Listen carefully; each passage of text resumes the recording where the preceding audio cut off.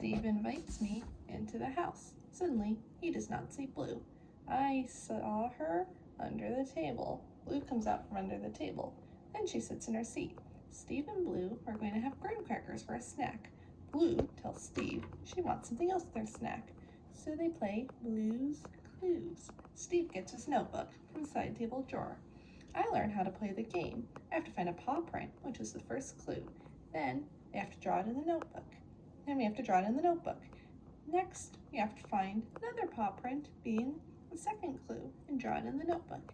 Then we have to find one more paw print, being the third clue, and draw it in the notebook. After that, we go to the thinking chair, put all three clues together. Now that I know how to play the game, Steve leads me into a bedroom. I saw a clue on the cup. Steve draws the cup in his handy-dandy notebook. After drawing the first clue, Steve wonders what Blue could have with her snack. Steve realizes that Blue wants to put something into the cup. We have to find two more clues. Steve was looking for Blue again. I find Blue under his bed. Every time Steve looks under the bed, Blue is on top of the bed. It happened again several times until Steve finally finds Blue. Suddenly, we hear an animal sound. Blue sees a group of elephants.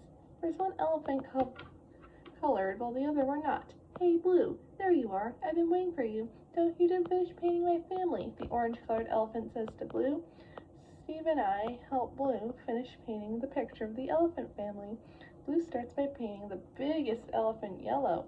Then she paints the elephant with the longest trunk pink. Finally, she paints the baby elephant purple.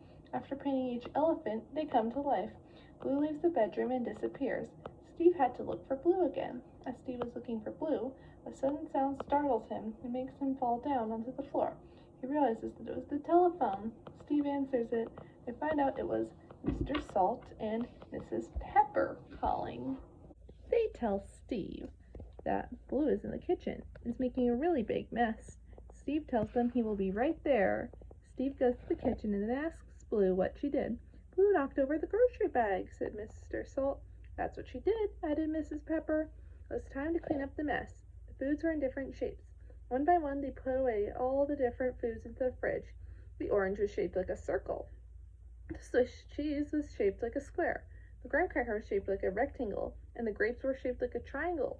They all went into the fridge. Once all the food was put away, it made a house. The square Swiss cheese for the house, the triangle grapes for the roof, the rectangle graham crackers for the door, and the orange for the sun. Blue comes out of the house made of food and knocks something else down. Steve saw what Blue knocked over. It was the straws. She picks up the straw cup and stands it on the counter. Next, he picks up the straws and puts them back in the cup.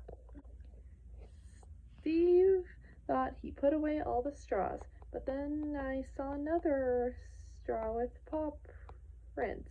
Whenever Steve tries to find where the straw is hiding, it switches sides. Steve peeks between the straws and finds a straw with the paw prints on it, which for the second clue.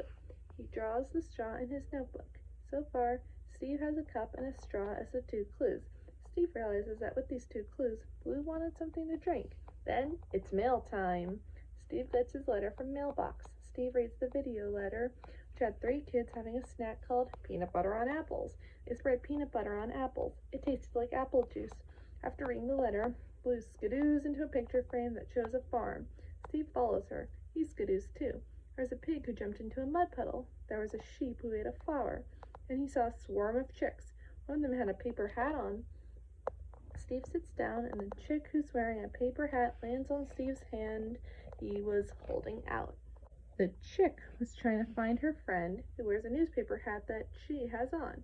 After a couple of tries, she finds her friend. They were a good matching pair. They also helped the chick, who had a baseball cap with a star on it, find his friend, and one who wore a party hat find his friend too. Now, Steve needed help finding Blue. Blue was on Steve's head. Blue gets off of Steve's head as he stands up. As Steve was looking for Blue, he finds paw prints on a cow. The cow was the third clue. Steve draws the third clue, a cow, in his notebook. Now that he has all three clues, it's time to go back home and sit in the thinking chair to figure out what Blue wants with her snack. He does so. Now that we were in the thinking chair, it was time to think. The clues were a cup, a straw, and a cow. What does Blue want with her snack? Steve wonders. Steve thought Blue wants to put a cow in the cup and slurp it up with a straw. That did not make any sense, and a cow was too big to fit in a cup. So what could Blue want with her snack that comes from a cow? You drink with a straw in a cup. The answer was milk, because cows make the milk that gets poured into a cup that you can drink with or without a straw. They just figured out Blue's clues. Now it was snack time. Steve had 2 cups filled with milk, one for himself and one for Blue. Blue licks Steve so much. Stop that licking, says Steve. Blue sits at the table and drinks her cup of milk with a straw. Suddenly, the elephant family joins in with a peanut, followed by Mr. Salt, Mrs. Pepper, and the sheep foods they put away earlier. Then the chicks also came with their different hats on. Steve sings a so long song, and Blue waves goodbye from the window.